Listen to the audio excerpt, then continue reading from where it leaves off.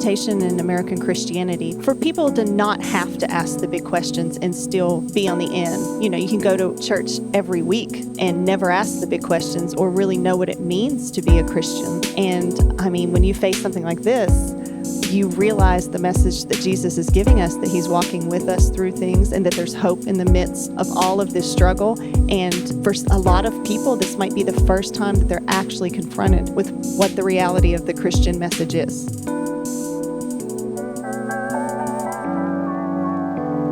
The Ferment.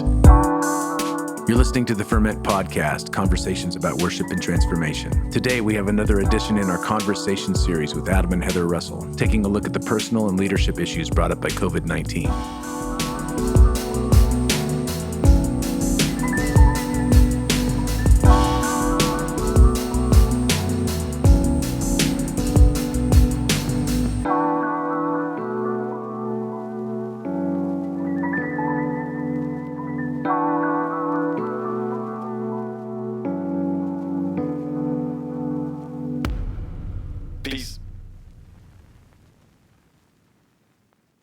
This episode is brought to you by our friends at worshipteam.com. Worshipteam.com comes preloaded with over 12,000 songs, with new songs being added all the time. Hillsong, Bethel, Vineyard, Six Steps, Jesus Culture, just to name a few. Service building with Worship Team is a snap, and all the songs are completely legal and licensed. You can also find them on social media, Facebook at worshipteam.com, Twitter at worshipteam, Instagram at worshipteam_WT. Visit them at worshipteam.com for a free trial today. Complete worship planning with thousands of songs, easy interface, mobile apps, and legal rights for your church.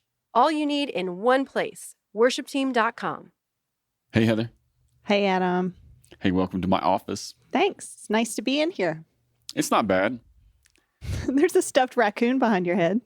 Yeah, there is a stuffed raccoon behind my head. A different story for a different time. Well, I'll go ahead and tell it. There was a guy who used to come to the church here, a good friend, Brent Burden. He's kind of an American picker. Oh, yeah.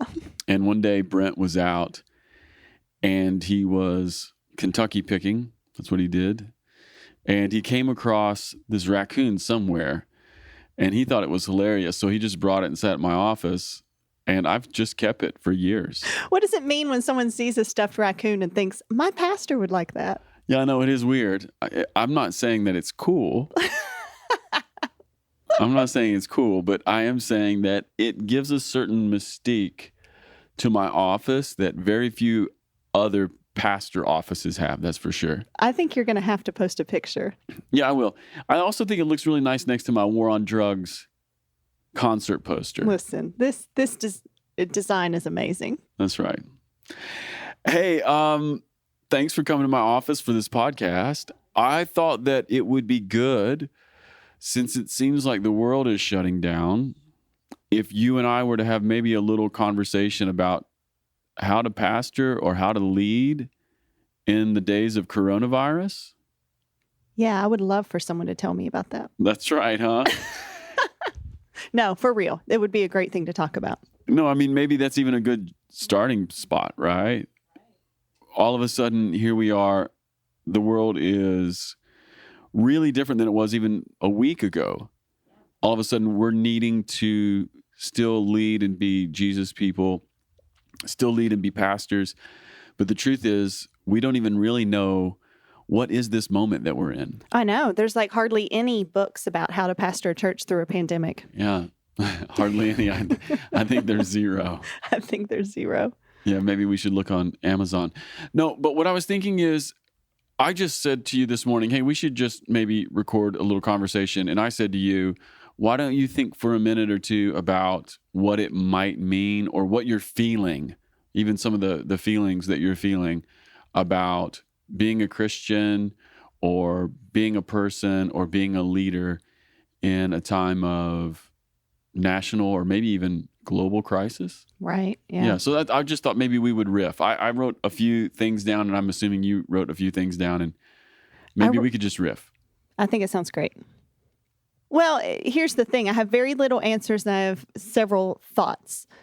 As a pastor, I think my first thought obviously is, are my people okay? Are the people in my church, are they okay? Are they freaked out? Do they have what they need to weather this storm? Are they going to be okay in 4 weeks? So I guess my first thought is just, how are the people? Yeah. We had a social distancing staff meeting yesterday. We were very spread out. We were very spread out. We did meet in the same room, but we were 12 feet apart from each other? For sure. Yeah. And we just sort of went through our church and made a list of people who were sort of at the top of mind awareness or whatever. People who were just coming to mind. Maybe they're on that vulnerable end of the spectrum that we've been hearing about, or just some people that we know who might need reaching out to. And we just kind of like divided up as a staff, didn't we? Right. And we thought about, okay, there are people in our congregation who are getting ready to have babies in the midst of all this. Yeah, well, that's always been a thing at our church. I mean, not that it isn't at every church, but my goodness, we've always been a baby church. We Like have a lot people of have kids here. that age demographic people. So yeah, we're looking at people who are getting ready to have babies. We're looking at people who, husband and wife both have to go to work and now their kids are out of school. Yeah, And it can really quickly feel pretty heavy. yeah. So your first thought in this moment is, how are our people? How are our people? Are and they you're okay? wanting to connect. Yeah, so definitely connection and text messages, Facebook messages, just wanting to touch base, let them know we're thinking, even if I don't have any answers or anything to offer, or even if nobody needs help yet. Yeah. It just feels like I'm thinking a few steps down the road of, Yeah, just building maybe some bridges for communication. Yeah, because I think most people are okay right now. Yeah. But in a little bit, maybe they're going to need some more help. But I mean, I think one of the things that I've been thinking about is maybe what we sort of hinted about a moment ago when we were sort of talking about this idea of like, what is this moment that we're in? right. Everything's totally changed. I'm 41. I'm almost 42. I've never lived in a moment like this. I mean, I guess the closest would be 9/11. Yeah, but at least in 9/11, and I'm not trying to diminish 9/11, but at least in 9/11, we kind of knew after that first day where the problem areas were. It was an event, It was an event. and there was some fear surrounding it, but this level of unknown and what the future is going to look like, I don't remember feeling that. Of course, I was only early 20s, but Yeah. I've never felt this. Yeah, so I have these feelings, and I think it's probably best labeled as anxiety. And I don't even consider myself to be someone who's a terribly nervous person or something. I am aware just even this week of I'm carrying some extra layers of anxiety around. And I think it's really rooted in this idea that there's so much unknown around whatever this thing is. Right. It's like, A, what is this coronavirus? Mm-hmm. Really? Apparently it's new. Number two, it's really weird to be making these big moves when you can't see the thing you're trying to move for, if that makes sense. Mm-hmm. And there's so many moving parts and variables. Yeah. And so I think I've just become aware of how much fear of the unknown is a weak spot in my own soul. I mean, I think that's just human beings in general. But I know just even for me, I think the aspect of this that's difficult is the fear of the unknown part. Yeah, because for me, even when faced with a big situation, if I can find the person at the top who knows what's going on and has the answers, and I can dig in, I'll feel secure. But it feels like even the people who know the most are still like, we don't know. We don't know what it's going to look like. Yeah, it's interesting because some of the people who are the experts in this, Right. they know about things like social distancing. I don't know. I consider myself to be decently well-read. I've never heard of that term before. So that's a new term for me. And so there's people who have maybe spent their lives thinking and writing about things like global pandemics. And so, they're introducing new ideas and new jargon to us like social distancing. So even though they know these things, if we begin to employ these things, which we are, like the governor of Kentucky just shut down bars and restaurants and gyms and nail salons, everything, right? In order to do social distancing, it uncovers this whole other layer of unknowns and issues. Like you were talking about a minute ago. Well, okay, what happens if your kids get sent home from school, but mom and dad still work? What happens if you close down all the businesses? What about the small business owners? Are they going to be okay? Did people save money in the months and years leading up to this? I don't know, right? Right. Yeah. Mm-hmm. So I think that's, for me, one of the things that sort of surfaced this week is just fear of the unknown. And I think I just want to say to pastors who are probably feeling the same, or maybe you're a worship leader, or you're on staff at a church, or maybe you're just, you're just a mom and dad and you go to a church. If you're feeling anxious, join the club. So am I. I think that's part of what we're all dealing with right now. Yeah. We're not going to be ruled by it, but I do think it's good for us to acknowledge it and not to feel like extra shame about it. Mm-hmm. Right. Because who in the world would be ready for this? Right. Absolutely. All right. Do you want to say something else from your list? I guess the other thing that immediately I think of, and we kind of hit on this a little bit earlier, was just trying to think a few steps out. And I think that's kind of what leaders do anyhow. But immediately my mind goes to, okay, a month from now, what are things going to look like? 6 weeks from now, what are they going to look like? Okay, what does this mean for our community at the end of the summer?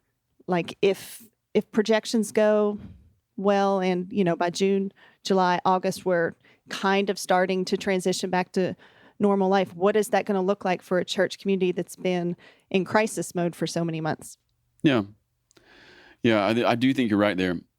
There's something about leadership that is requiring you to think about now, mm-hmm. but there's something about good leadership that's also looking ahead. Right. And I guess the other thing I would say in this moment is, which kind of, again, taps into just leadership in general, is looking around and realizing that my position in this and the way I'm experiencing it is probably way different than almost everyone in our church. Mm-hmm. So trying not to make my experience everyone else's experience and kind of taking stock of where everyone is at. Yeah. If that makes sense. Sure. Yeah. I mean, I think that's one aspect of maturity, is waking up to the fact that not everybody experiences life the way I do. Right. Yeah. Because part of my experience this week has been, there's been some stress in me having to postpone, shut down, pause my business. But I've also really enjoyed time at home with my kids. But that isn't necessarily the experience across the board. And by across the board, you mean with everyone else? Yeah, right. Mm-hmm. No, that's true. Yeah, so I think as leaders, if we can wake up to just the way that we're experiencing it, and then realizing that maybe people in our church or maybe people who are working with us are experiencing it differently, that'd be a good thing. And I think what I hear in what you're saying as well is this is an opportunity for us to employ good relationship and communication tools like curiosity, to ask questions. Right. And it's an indirect way for me to say, as a leader, to be humble and not expect the people in your church to feel, respond, react, and experience this the same way that we are. I don't know if any of that makes sense to you, but. Yeah, well, I mean, not everybody who's coming to the church has to worry about some of the things that I'm worrying about or carrying or right. or caring about, mm-hmm. Mm-hmm. Yeah, that's unfair. Sure. But good leadership does want to meet people where they're at. Right. Yeah, right. I hear that. Mm-hmm. Another little random thought I had was, I actually had this yesterday. I put it on my Twitter. Oh, I canceled my Twitter, so I didn't get to see it. Oh, well, then you missed it. Man. I put it on my Twitter. Man, I missed. But I did have this thought yesterday and I think it was rooted in the fact that so many things were shutting down. So the governor is shutting down most businesses, schools are closed, colleges and universities are closed. And it feels like, just your daily options for what you do, where you go, and how you go about life are more limited. And I just had this thought yesterday that I bet, depending on how long this season is and how protracted and how difficult it is, I just bet there's going to be a lot of breakthroughs mm-hmm. in the next few months, because oftentimes limitation is the very thing that sparks creativity. Right. Yeah. So kind of like we've been talking about this up to this point in this little podcast, and it's been a little bit maybe a little heavy. I don't know. But I do know that there's been some silver linings, and there will continue to be silver linings. And I think one of those silver linings is going to be creative breakthrough. Yeah. I mean, we've already experienced that a little bit in just approaching Sunday services. I mean, I think that most churches who canceled had to think through their normal service and say, how can we maybe go online? How can we stream this? How can we do something creative? I thought Vineyard Worship did a really awesome job. Casey had a great idea. Yeah, for, shout out. Thanks, Casey. That was awesome. For streaming live worship in each time zone in the U.S., which was a creative idea that no one had really had before. And I thought it was really awesome. No, it was beautiful. And lots of people jumped in on that. Like thousands and thousands of people from around the world jumped in on those streams and kind of joined what was happening. And that was one little creative idea from Casey.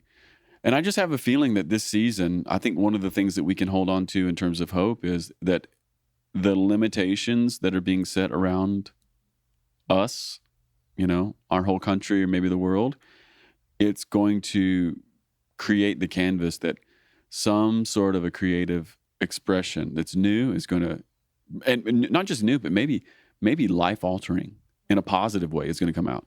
Right. And we're hoping that one of those ways is in the medical world. Well, it's going to happen. Right. No, right. I mean, here's the thing. That's for sure. The only question is when. Mm-hmm. A vaccine will come, and we will figure out how to, immunize people from this virus. It's only a matter of when. Mm-hmm. So that breakthrough is coming. My guess is there's going to be some sort of a breakthrough coming for even like hospital systems, for how people are cared for in global pandemics. Mm-hmm. There's going to be breakthroughs in terms of research and development on all kinds of things. Yeah, people are going to have to get creative economically. Yeah, education. My guess as well is there's going to be new businesses that are started. We're thinking mostly about the businesses that may be challenged or may be closed. Yeah, and I'm caring about that as well because there's a lot of people in my church who own small businesses. Right. So isn't that the weird tension we're living in, holding in one hand that many people in our church will probably face shutting down a business, whereas others will be cultivating these ideas that are going to birth new businesses. Yeah. And both those things are happening within the same body. Yeah.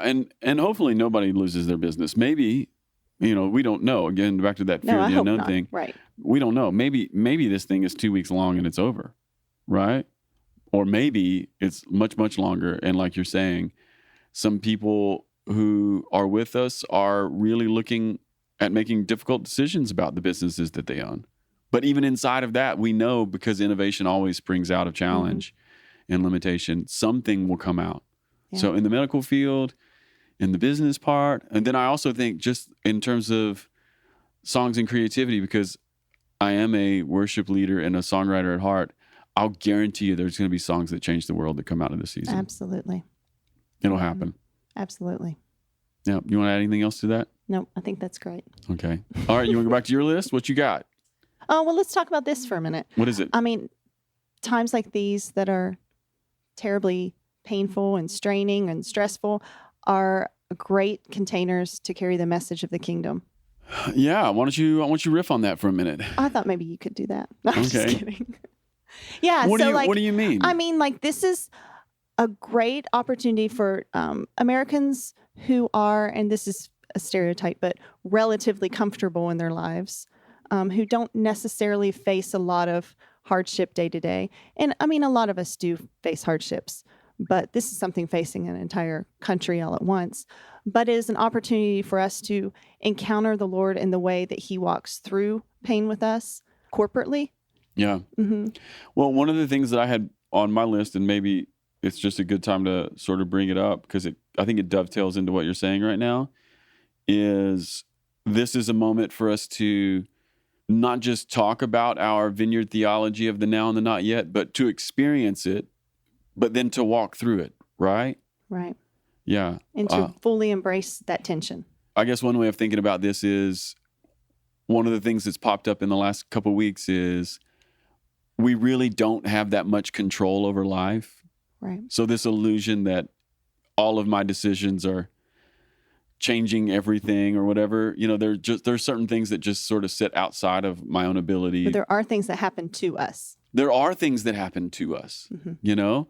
And if I've made really good decisions with my life, or if I've made terrible decisions with my life, there are some containers, to use your word, that are just bigger, that sort of encompass all of us. And apparently COVID is one of those containers because it doesn't seem to discriminate wealth or gender or where you live. Like this is No, I mean, yeah, apparently COVID doesn't care if you're a Christian or if you're not. Or an NBA player or a factory worker. Right. It doesn't care if you're Chinese or if you're American. It doesn't care if you're Italian or if you're from Mexico. It seems to be this much bigger thing, which anytime we face those sort of things, I think it always puts us back into thinking about the biggest questions of life, which is sort of what you're talking about, right? Right.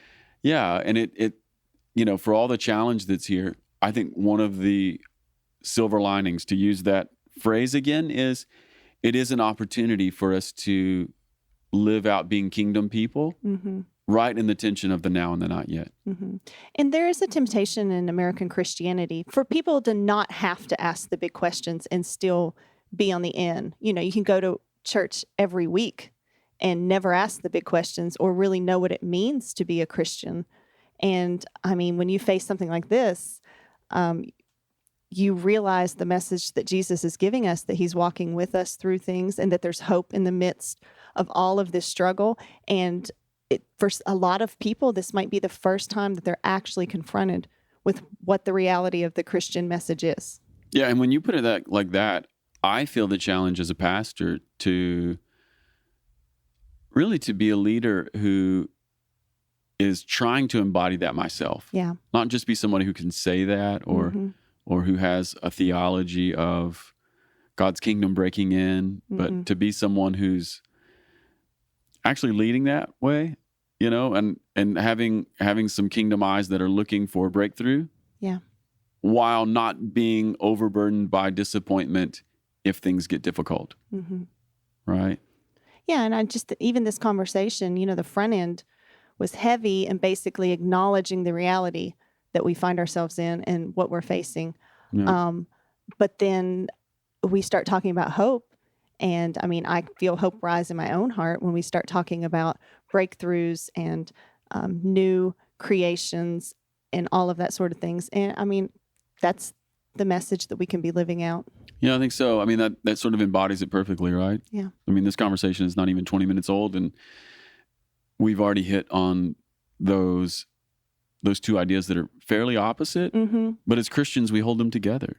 Yeah, and I think that is, as pastors, super important to hold them both and to not be people who can't say the heavy things, but also not be people who can't bring hope.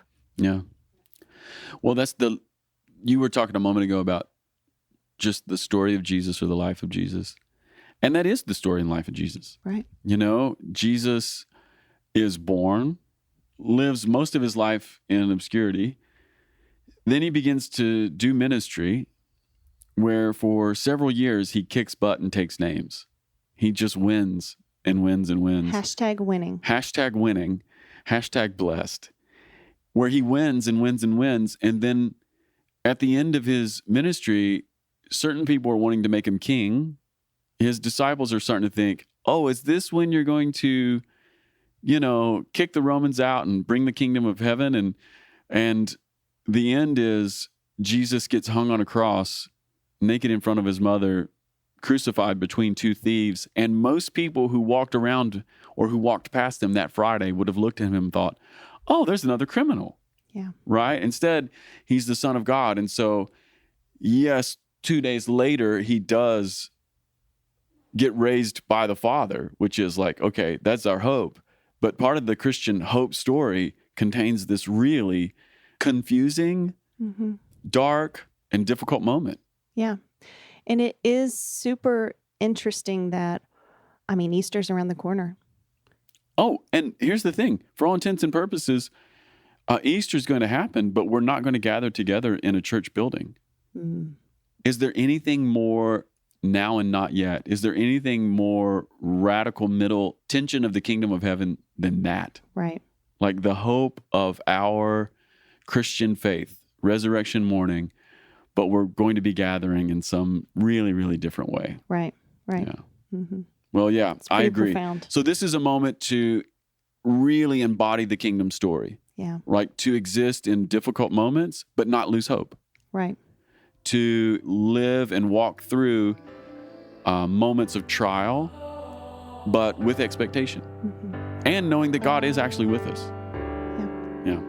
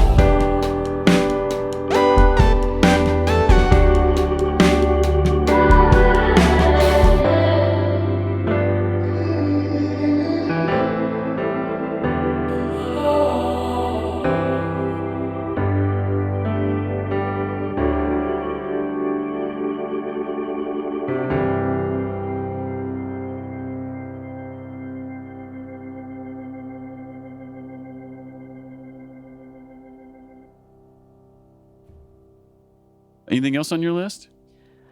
Yeah, I have a little one. Yeah, what is it? Literally a little one. The kids. We What is it? actually talked about this a little bit today, and Adam posted a scripture on Facebook, but just that, like, the children in our churches, like, even if they don't know everything that's going on, man, they're feeling it. And Oh, yeah. they're part of us too. It's not just the adults that we need to be thinking about and checking in on and pastoring, but it's those little kids too. Well, what we were actually talking about specifically was it's been like halfway decent weather here lately. Yeah. I mean, it's been a little rainy, but it's been warm. And our youngest son, Rowan, is normally an outside kid. And we live on a farm. It's beautiful. Yeah, he loves to climb on stuff and run and play with the dog. And yeah, But he hasn't been wanting to go outside.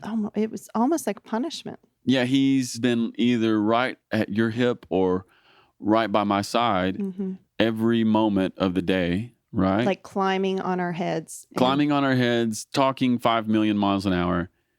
But it occurred to me this morning, Yeah. I think he's intuiting that something is up and he's just wanting to stay really close to us. Yeah. He's 6, by the way.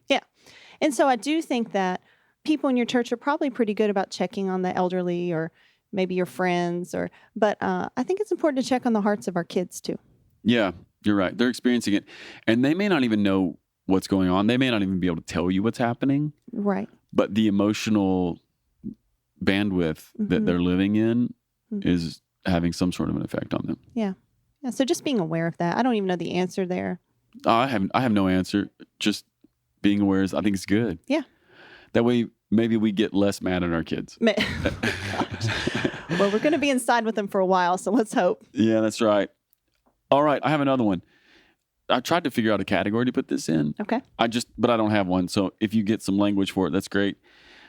I mean, we're going to be home a lot probably, and we're going to be maybe a bit more challenged. Some of us are going to experience maybe more anxiety. And I know sometimes when I'm experiencing anxiety or when I'm experiencing challenge, sometimes I want to retreat. You know what I mean? And I don't even think the idea of retreat is always bad.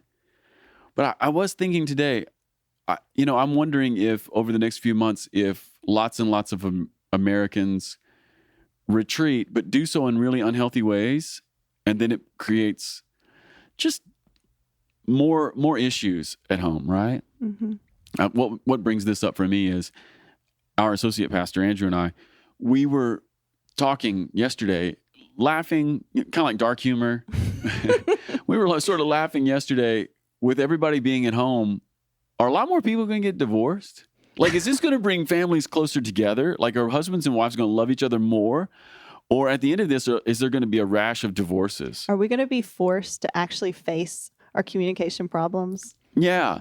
And so I just wondered, so that thought right there, that just like set me on this little thought roller coaster for the last few hours. And it's made me wonder if our approach to an anxious moment isn't going to cause us, if we're not thinking about it, if we don't let the sort of the autopilot of our own heart take us into some areas that would be really, really unhelpful. Right.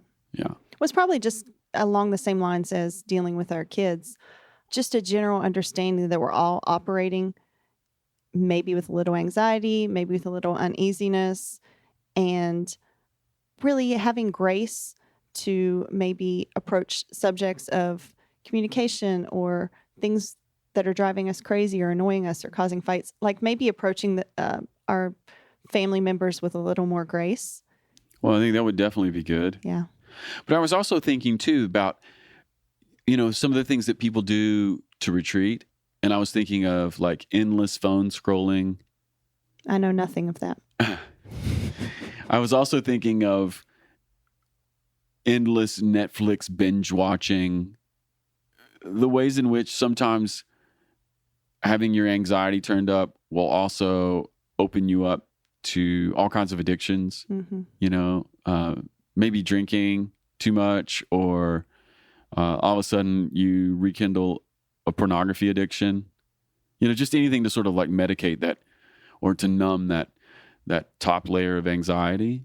And I was just thinking, even for a few hours this morning, maybe this would be a good opportunity for us all to establish just some new patterns. Yeah. I mean, not that there's anything terrible about social media and having a phone. Goodness gracious, I have it. I love it. I want to stay connected.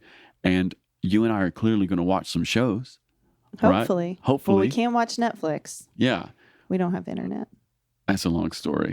We live so far in the country, you guys, we can't get internet. We have to hotspot things off of our phone. Oh, gosh. Anyway, but I was thinking, this might be a good moment, since everything's being upended, to establish some things that would care for our souls rather than just numb our souls. I think it's like, give some examples. I was just thinking, well, actually, I posted it on our little church page just a minute ago. I think people want to read their Bibles. Mm-hmm.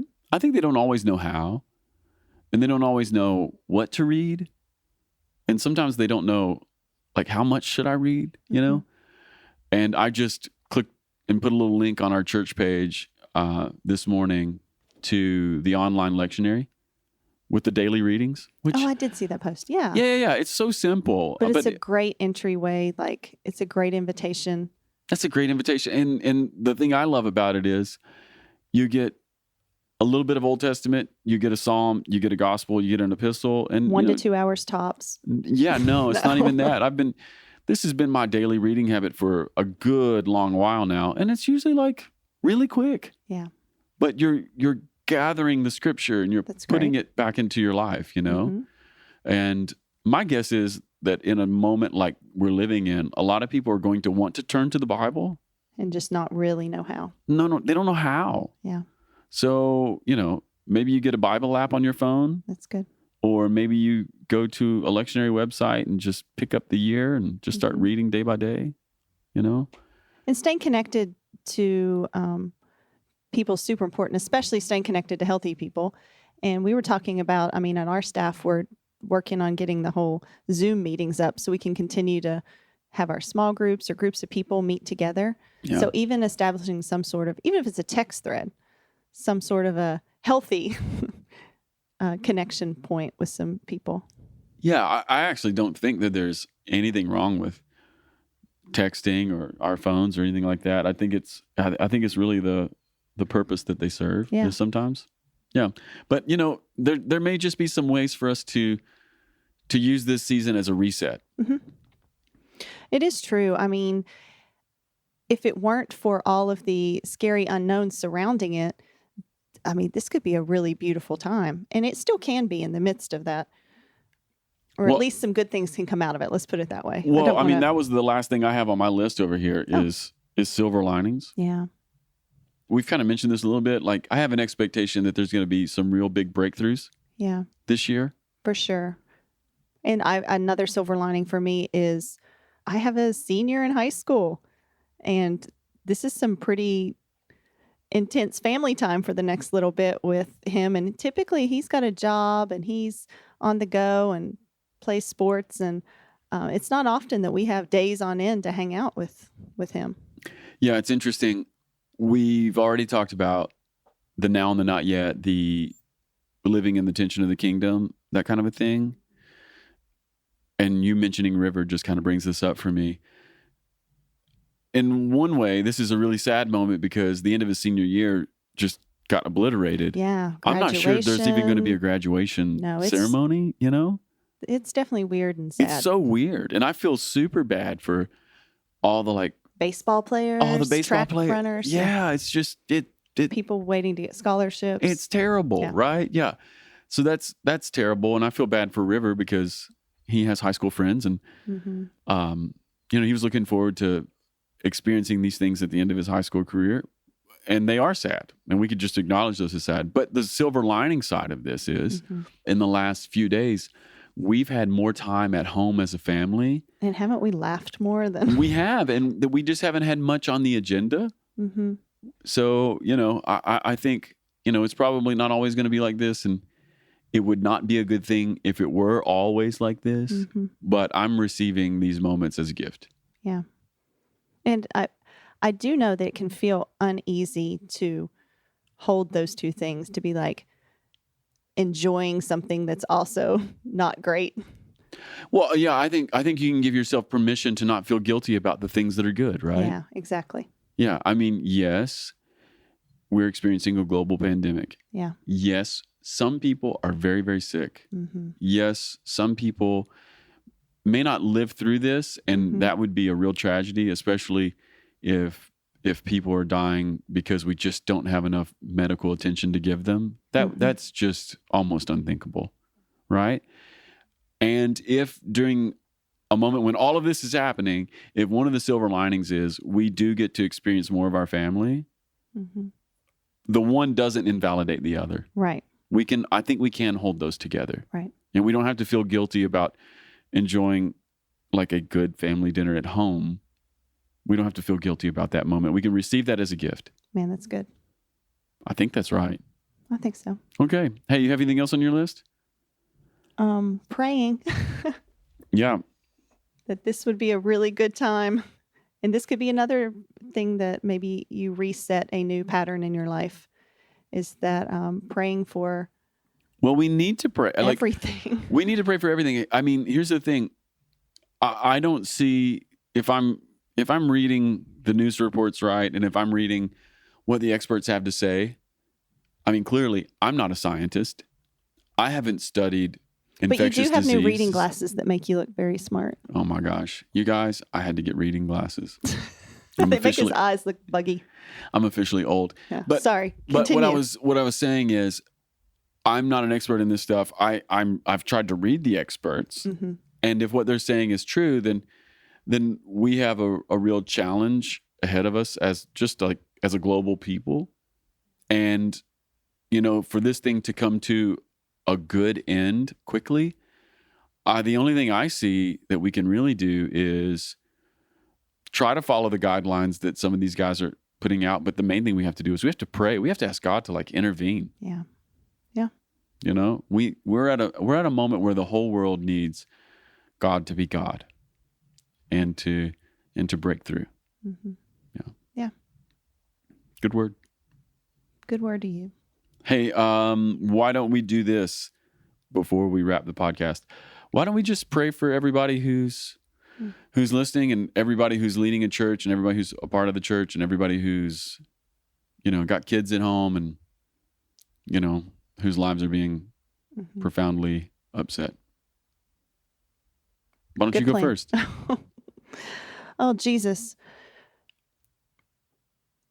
Thank you for modeling, walking through life with us. Thank you for the message of the kingdom. And God, I ask right now that you would just begin to open our eyes and open our ears to see and hear the ways that you're moving. And God, we just ask for this coronavirus to come under your authority, Lord, that it would dissipate, that people's lives would be spared, and that people would be healed. God, I ask that you would be comfort to those who are afraid and who are scared and who are anxious. God, would you show yourself in the nursing homes, in the homes of the elderly who are feeling alone and who feel not seen? And God, I ask that you would speak to the medical professionals, to the researchers and the scientists, and that you would bring breakthrough. Yeah. And I ask that you would speak to the economic geniuses and that you would bring breakthrough, and that you would speak to the people who are running our education systems, and that you would bring breakthrough. And God, I just ask that you would be glorified through all of this, with your creativity and your beauty shining through all of these areas. Yeah. And God, we ask that you would touch the pastors and leaders who are making all kinds of choices that they were never imagining that they would have to make. Mm-hmm. God, I ask that you would empower pastors to be really quick on their feet and to have ideas that they've never had before. Mm-hmm. God, I ask that you would keep leaders nimble and flexible. And God, we ask that your gospel would go out like never before. Yes. God, we ask that the kingdom of heaven would be preached and that it would be demonstrated. And God, for those who you have put in your church with gifts of healing, we ask that you would release them to pray for the sick and that they would be made well. Yeah. And God, for those who have gifts to do ministry, God, we ask that you would empower them to do ministry. And God, I ask that you would empower leaders to lead and to think and to really just do things that we haven't seen before. So God, we're asking for creativity to flow and that your gospel would go out into the world. And we pray this in the name of Jesus. Amen. Amen. All right, everybody. Hey, thanks for hanging out with us for a few minutes this week. We hope that this was helpful to you. And I just pray that you are blessed in the ministry that you are doing and in the churches that you are leading. And I just pray that you meet God in this. All right. Peace.